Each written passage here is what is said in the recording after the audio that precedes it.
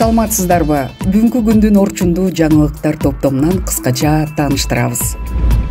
Майдумаровдун жактоочусу Курманбек Бакиевди күбө катар сурак алууну өтүнөт. Депутат Казакстанда кыргыз ишкерлеринин контейнерлерин тартып алуулар болуп жатканын айтты. Казакстандагы Алтын Ордо базарында иштеген кыргыз ишкерлеринин контейнерлерин товарлары менен чогуу тартып алышкан. Биздин мекендештерибизди ошол жерде Алматыдагы күч органдары кыйнап атыптыр. 50 000 доллардан ашык акчага сатып алган контейнерлерибизди ичинде товарларыбыз менен бүт алып койду дейт азыр. Рейдерлик жол менен. Жогорку кеңеш Керемет банкты сатууга макулдук берди. Тынчыраак тургулачы депутаттар. Урматтуу депутаттар, бир аз тынчсаздырыңыздар. Балбак мырза. Базарлык үч. Эми экөөбүздүн үнүбүздү акырында чыкпайт да. Кичине тынчып туруң, мен сүйлөп алайын. Керемет банк өзү башынан туура эмес болуп калганда. Улуттук банк Керемет банктын 97,45% акциясына 2018 жылдан бери ийгилик кылат. Депутат Казакстанда кыргыз ишкерлеринин контейнерлерин тартып алуулар болуп жатканын айтты. Казакстандагы Алтын Ордо базарында иштеген кыргыз ишкерлеринин контейнерлерин товарлары менен чогуу тартып алышкан. Бул тууралуу бүгүн 14 февралдагы жогорку кеңештин жыйынында депутат Жанар Акаев билдирди. Эл өкүлү Казакстандын күч органдары кыргыз ишкерлерин буга чейин кармалган Эрмек Маркабаевка карата жалган көрсөтмө берүүгө мажбурлап жатышканын айтты. Мага Алматыдагы биздин ондогон ишкерлерибиз кайрылып жатышат, алар Алтын Ордо базарында соода менен иш алып баргандар. Буга чейин биздин жараныбыз Эрмек Маркабаевка маңза сала коюшуп, жалган жала менен кармалбады беле. Эми ошого жалган көрсөтмө бергиле деп биздин мекендештерибизди Алматы күч органдары кыйнап жатыптыр. 50 000 доллардан ашык акчага сатып алган контейнерлерибизди ичиндеги товарлар менен кошо алып койду деп жатышат, деди Акаев. Ошондой эле ал коңшу өлкөдө кыргыз номурлуу унаалар текшерүүгө алынып жатканын дагы белгилеп, Казакстан менен ушундай маселелерди эмне үчүн сүйлөшүүлөр натыйжа бербей жатат деди. Эске салсак, Алматы шаарындагы ири базарлардын бири болгон Алтын Ордо базарларын аткаруучу директору Эрмек Маркабаев Казакстандын укук коргоо кызматкерлери тарабынан былтыр 2-июнда кармалган. Кийин 23 августта Тышкы иштер министрлиги Казакстанда кармалган кыргыз ишкер тууралуу маалымат тараткан. 24 августта болсо кармалган жарандын жакындары Бишкекте тынчтык акциясын уюштурушкан болчу. Алматыдагы биздин ондогон ишкерлерибиз, мигранттарыбыз абдан тынчсызданып кайрылып атышат. Мына Алтын Ордо базарында соода менен иш алып баргандар буга чейин жанагы Эрмек Маркабаев деген биздин кыргыз жигитибизге жанагы маңза сала коюп кармалбады жалган жала менен. Эми ошого жалган көрсөтмө бер деп биздин мекендештерибизди ошол жерде Алматыдагы күч органдары кыйнап атыптыр.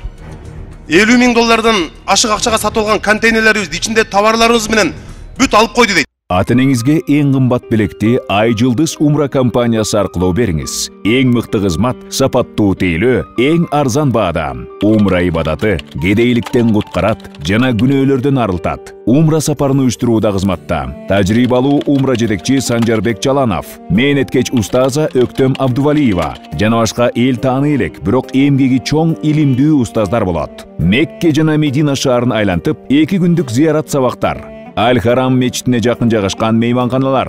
Ага кошумча 1 күндүк Кызыл деңизге болгон саякат уюштурулган. Телефондор 0773 69 18 77, 0501 68 81 18.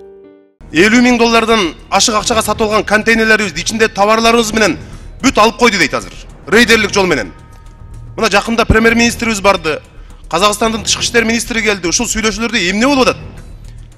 Ошол жерде Алматыда жанагы айдоочулук көлүктөр Казакстанда. Айдоочулук көлүктөр кыргыз номерлери менен машиналарды да улам текшерип атат. Биз бир биримдиктебиз го. Эмне үчүн ушул Казакстанда, Бордош Казакстан, кошуна Казакстан менен ушундай маселелерде сүйлөшүүлөрдө эмне үчүн натыйжа бербей атат? Мына ушул Алтын Ордо базарындагы ондогон ишкерлерди мына каты президентке чейин кайрылып атышат. Бүт товарларыбызды, контейнерлерибизди бешине терроризм менен алган.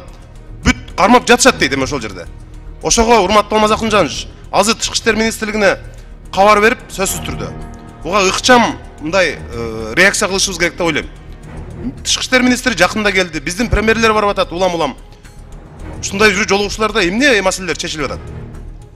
Сөзсүз түрдө жооп берип коесуздар деп ишенем. Рахмат.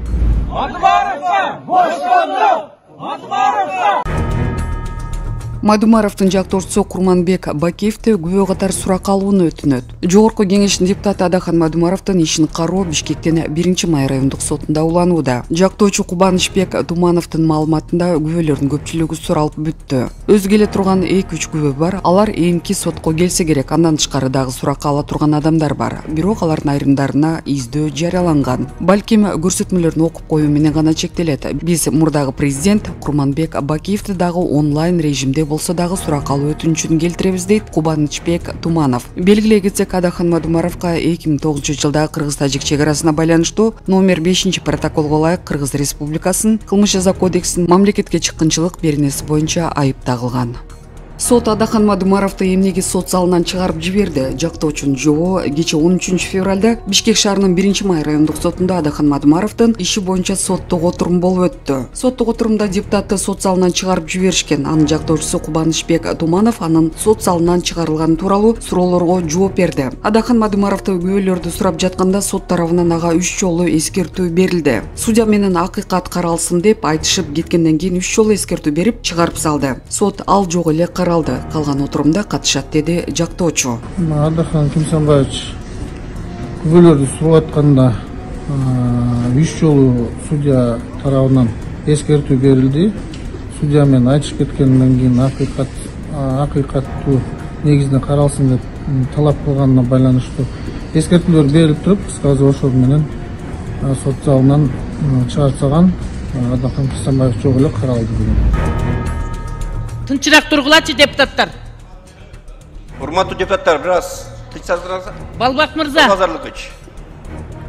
Эми экөөбүздүн үнүбүздү акырында чыкпайт да. Кичине тынчып туруң, мен сүйлөп алайын. Керемет банк өзү башынан туура эмес болуп калганда. Жогорку кеңеш Керемет банкты сатууга макулдук берди. Бүгүн 14 февралда Жогорку кеңеш Улуттук банктын карамагындагы Керемет банкты министрлер кабинетине сатууга макулдук берди. Мыйзам долбоору бүгүн 2 жана 3 окууда каралып, жактырылды. Долбоордо министрлер кабинети Керемет банк ачык акционердик коомдун Улуттук банкка таандык 7 миллиард 126 миллион 432 миң сом өлчөмүндөгү Керемет банктын 100% таза капиталынын 97,45% акциясын сатып алуусу сунушталууда. Ушул тапта банктын уставдык капиталы 8 миллиард 698 миллион 746 миң сом. Анын 97,45% акциясы Улуттук банкка, 0,74% мамлекеттик мүлктү башкаруу боюнча агенттикке, 1,81% жеке адамдарга таандык. Улуттук банк Керемет банктын 97,45% акциясына 2018-жылдан бери ээлик кылат.